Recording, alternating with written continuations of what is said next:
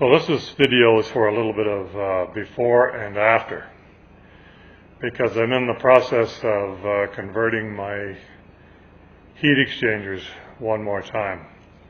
So if you're up to date from watching my two videos on flight testing cal mods, you'll know that I made an improvement in the heater core temperature effectiveness of this. What is an oil cooler being used as a heater core or additional water cooling for my water jacket. So what I'm going to do is I'm going to turn this back into an oil cooler, and the oil cooler that I have already removed, same as this one, from this side, is going to become my additional water, is going to become an additional water cooler. And the reason is because, two reasons. One, these are larger, they provide more cooling, and what I need is a slight improvement in the water jacket control. I've got more oil cooling capability than I really need. One of these wasn't enough, two is really too much. This is what it looks like now. Take a video and show you what it looks like later. So this is the after reveal of my reorientation of coolers and oil lines on this side of the engine. So what I've done is I retained the original oil outlet from here at this point on the engine, but instead of it running into this oil cooler and then crossing over to the other side and back, as you can see, I've ran it down into the bottom most point of this oil cooler, into the bottom, out of the top, and again out of the top into the bottom of this oil cooler, and then out of the top and then back into the oil return line here. So three very short lines, nice and neat, all on one side. I don't have all these hoses crossing in through here. It's still busy in this area, but there's not much I can do about that. This is the oil return line from the reduction drive. This is an air tube, blast tube blasting air on here, and the residual air from that crosses over top of those, the other two ignition coils before it travels out and down. So I'm jokingly going to call this video Cooling Mod 33 1/3, kind of a parody to Naked Gun 33 1/3, which I always thought was kind of hilarious.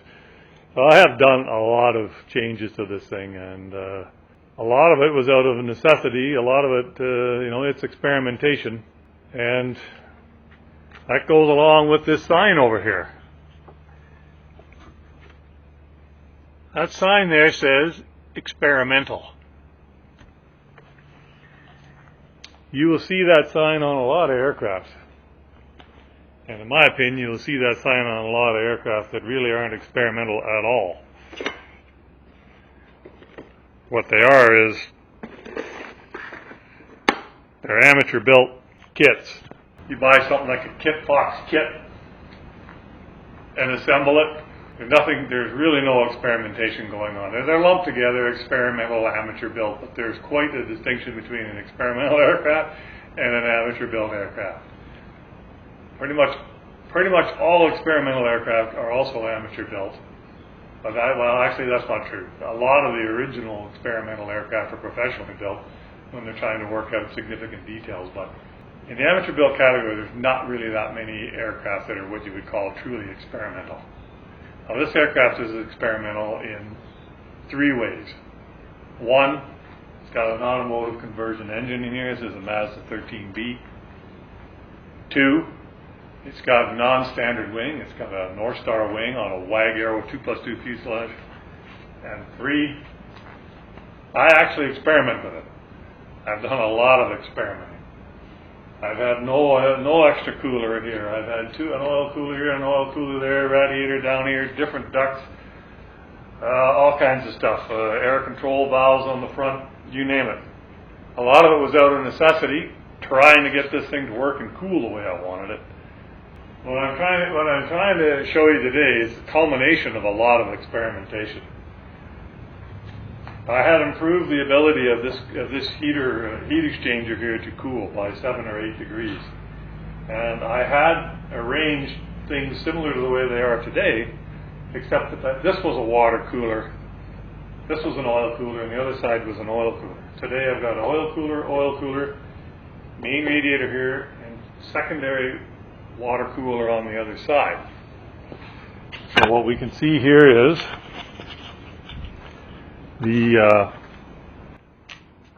this is a normal heater core outlet for the Mazda engine. I've routed it through here, and it connects in, again, same principle, to the bottom of this heat exchanger. This is a fluidine oil cooler. I'm setting it up as a heat exchanger or secondary water jacket cooler. And the outlet's at the top, and it is looped back into here to a new hose that I had made, which is a 90 degree elbow with a 3/4 inch tube welded on here, and the outlet of this secondary cooler is teed back into the suction side of the water pump system. So this is it's not an entirely new experiment, but the orientation of the coolers is different. So I've got the water on this side and here, and I've got all the oil on the other side. So what happened the last time I did this, when this wasn't cooling as well, my oil temperature got hotter than I liked. My water temperature was okay. Now what happens when I fly is my oil temperature comes up slowly, my water temperature comes up quite a bit. And then the oil comes down and the water come down, but they stay quite a ways apart. Now what I expect to happen is the water temperature won't go up quite so high, but the oil temperature will come up, and they will be quite similar. I expected seeing typical normal cruise operations in the 170 degree range, where I was typically seeing 180 to 190 on the water and way down around 160 or less, sometimes 150 on the oil. So I'm expecting to see somewhere in nominal operating range around 170 to 175 on the oil and the water. That's what I expect to see. We're going to got this together. I put the oil in. I've done one filling on the water jackets. I'm going to take it out. I'm going to run it and get the fluids flowing, and try it's basically getting all the nooks and crannies inside the water jacket of the engine filled up. It takes 2 or 3 goes, and on the ground, and it can take even 2 or 3 full heat cycles of the engine. Fly it, heat it up, pressurize it, let it sit, and then you check it. You check it again and make sure that you've got the right balance in my expansion tank, and I check the fluid level in the engine itself. So that's where we are, and that's where we're going. The next time you see me, I should be in the cockpit, and we'll be looking at gauges, headed down the runway and for a flight, and see how things work out. And we'll see. We'll just see if my predictions on temperatures turn out to be correct. So on that note, here's a cockpit view of the instruments from a flight taken a couple weeks prior to these modifications. And if you look closely at this zoom-in photo here, you can see the relationship between the temperature gauge and the oil temperature gauge. You'll notice the oil temperature is running quite a bit cooler than the water.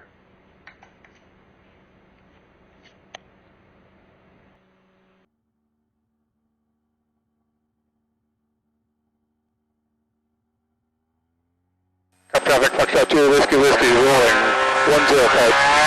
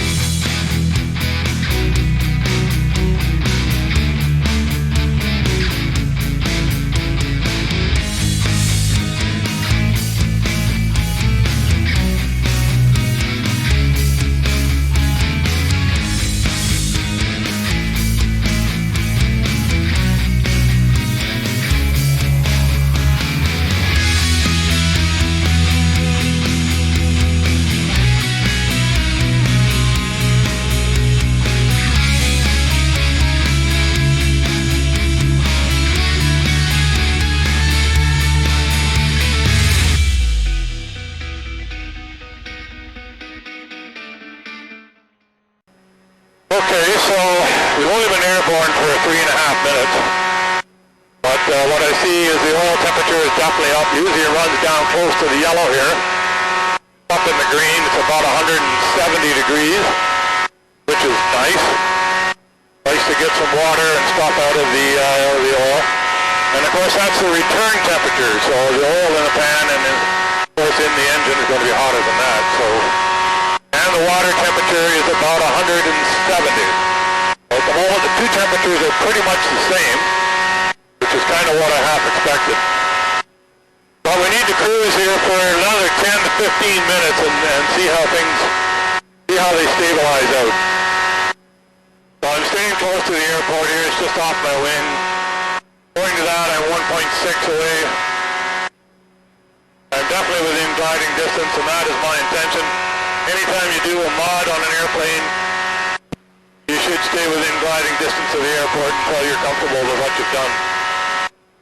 So I made one more orbit, where it's 16 minutes airborne, including the takeoff, and no real significant changes. The temperature's holding at 170, or oil's holding at 170.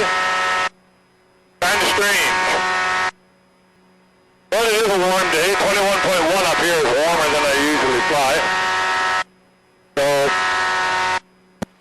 I think I've learned all I need to learn from this flight. Traffic Foxtrot 2 Whiskey Whiskey, left base for 10 full stop card. Traffic Foxtrot 2 Whiskey Whiskey, final 10 card, full stop for the backtrack Alpha. As I bring the airplane into land, at the end of a successful test flight, it's time to put this all into perspective. So if I can operate the engine at 170 degrees Fahrenheit on a 21 degrees Celsius day, that means I still have 30 degrees Fahrenheit before I get to the end of the green arc on both my water temperature and my oil temperature at 200 degrees Fahrenheit. So translating the temperatures from Fahrenheit to Celsius, that means dividing by 2. So if I've got 30 degrees of Fahrenheit temperature movement, that means I've got 15 degrees of temperature movement in Celsius. So which means that I can operate this machine at cruise setting 15 degrees Celsius greater than what I operated on today at 21 degrees Celsius, which equates to 36 degrees Celsius. And if you want to convert that to Fahrenheit, that means roughly 100 degrees Fahrenheit. So I should be able to operate this bird at cruise power settings in an air mass of 100 degrees Fahrenheit. In my mind, if I have to operate in temperatures higher than that, I won't be flying. So I'm quite happy, quite pleased with the results. And now it's just time to carry on, continue to prove the concept during upcoming flights. Over and out.